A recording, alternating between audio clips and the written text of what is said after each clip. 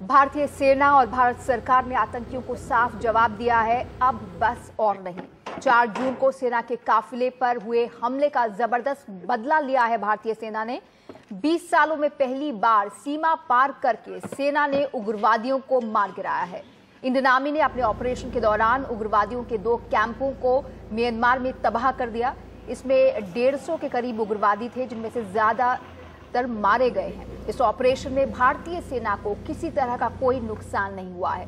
सेना ने press conference कर यह भी कहा है कि ये उग्रवादी फिर से भारतीय सेना पर हमले की योजना बना रहे थे। 4 जून को हुए हमले में इंडियन आर्मी के डोगरा रेजिमेंट के 18 जवान शहीद हुए थे, जिसके बाद सेना की तरफ से इस ऑपरेशन को अंजाम दिया गया। इस ऑपरेशन में इंडियन आर्मी के स्पेशल फोर्स और एयरफोर्स के हेलीकॉप्टर्स ने हिस्सा लिया। सरकार की ओर से सूचना प्रसारण राज्य मंत्री राज्यवर्धन राठौड़ ने कहा है कि कार्रवाई आतंकियों के हौसले को पस्त करने वाली है और इससे सेना का मनोबल भी बढ़ा है। साथ ही उन्होंने कहा कि उन देशों के लिए भी संदेश हैं जो अपनी जमीन पर आतंकियों को पनाह देते हैं। भारतीय सेना ने नागालैंड और मणिपुर से लगे भारतीय म्यांमार की सीमावर्ती इलाकों में 2 जगह अलग अलग उग्रवादी गुटों के विपरीत कार्रवाई की। इस कार्रवाई में विरोधी गुटों का काफी नुकसान पहुंचा है। खास बात है कि भारतीय सेना ने अपने दम पर इस बड़े ऑपरेशन को अंजाम दिया और हमें कई अहम खबरें इसे लेकर सूत्रों के हवाले से मिल रही हैं। बताया जा रहा है कि 5 दिन पहले ही इस हमले की, इस जवाबी कार्रवाई की योजना बनाई गई थी। सुरक्षा सलाहकार अजीत डोवाल ने अपना बांग्लादेश दौरा इसके मद्देनजर रद्द किया। आर्मी चीफ ने अपना ब्रिटेन दौरा रद्द किया। दोनों ही मणिपुर के लिए रवाना हुए। इंटेलिजेंस से मिली सटीक सूचना से ही ये ऑपरेशन संभव हो पाया। खबर है कि दोनों कैंपों में करीब 150 आतंकी थे।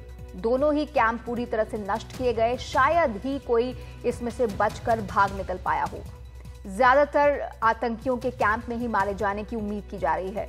ये घटना सोमवार रात को 3 बजे शुरू हुई, यानी ये जवाबी कार्रवाई 3 बजे शुरू हुई, जिसका ऐलान मंगलवार को दोपहर में कल सेना ने प्रेस कॉन्फ्रेंस करके दिया और कार्रवाई हो जाने के बाद म्यांमार सरकार को सूचना दी गई। ऑपरेशन के कुछ ही मिनट पहले म्यांमार सरकार को भी इसका संदेश दिया गया था।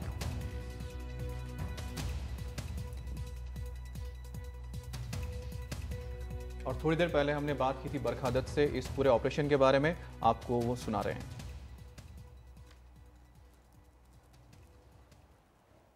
इसकी कुछ डिटेल्स अब निकल कर आ रही हैं। हमने अपने सूत्रों से बात की और उन्होंने हमें समझाया कि इसका फैसला 4-5 दिन पहले लिया गया कि इस तरह का ऑपरेशन करना है। हालांकि आर्मी के ऑफिशियल बयान में, जो औपचारिक रूप से बयान है, वो कहता है कि ये एक प्रीएम्प्टिव स्ट्राइक थी, कि एक खतरा था कि एक और मिलिट्री अटैक होने वाला है।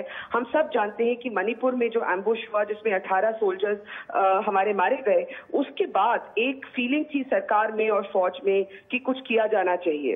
और हम जानते हैं कि 4-5 दिन पहले ये फैसला लिया गया। इस ऑपरेशन की प्लानिंग शुरू हुई। जो नेशनल सिक्योरिटी एडवाइजर है अजीत डोवल, उनको प्रधानमंत्री के साथ बांग्लादेश जाना था। उन्होंने बांग्लादेश ट्रिप को खारिज किया, वो रुक गए। जो आर्मी चीफ है जनरल सुहाग, उन्होंने यूनाइटेड किंगडम जाना था, उन्होंने भी अपना ट्रिप कैंसिल किया।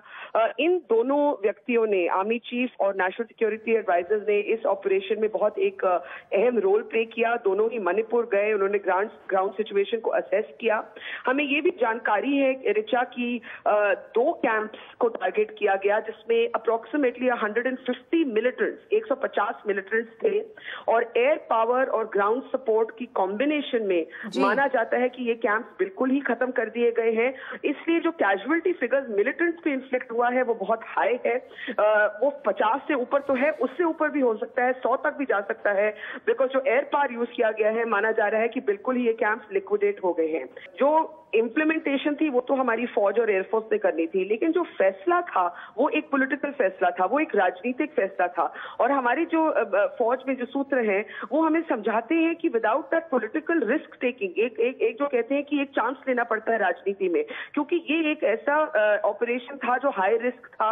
ये इसमें कुछ भी हो सकता था। मान लीजिए कि हमारे ही जवानों को या हमारे ही पैराट्रूपर्स पे कैजुअलिटीज हो सकती थी। Anything could have gone wrong. Wrong, एक चॉपर क्रैश हो सकता है, कुछ भी हो सकता है। तो ये बिल्कुल यहाँ पर हमें एक तरफ तो इंटेलिजेंस की दाद देनी होगी। इंटेलिजेंस के बारे में कहा जाता है कि जो इंटेलिजेंस अवेलेबल थी डिटेल इन कैंप्स की, उसके बिना ये ऑपरेशन नहीं हो सकता था। और दूसरा, प्रधानमंत्री ने स्वयं इस ऑपरेशन की go ahead the, he in a sense ordered the operation. और ये भी माना जाता है कि पीएमओ ने थ्रू आउट दी ऑपरेशन एक सिचुएशन रूम था जहां पर इसको मॉनिटर किया इन रियल टाइम। सो ये कहना जरूरी है कि एक तरह से ये बात भी चल रही है कि अंडर नरेंद्र मोदी एक तरह से कोई नया अप्रोच अब रहेगा सिक्योरिटी की तरफ। तो ये जरूर, ये हमें इस पे जरूर गौर करना चाहिए कि पॉलिटिकल डिसीजन मेकिंग के बिना ये ऑपरेशन की गो अहेड ही नहीं मिलती। मुझे लगता है कि एक असर्शन ऑफ इंडियन पावर तो है। हम पाकिस्तान की बात करते हैं लेकिन चाइना को ना भूलें।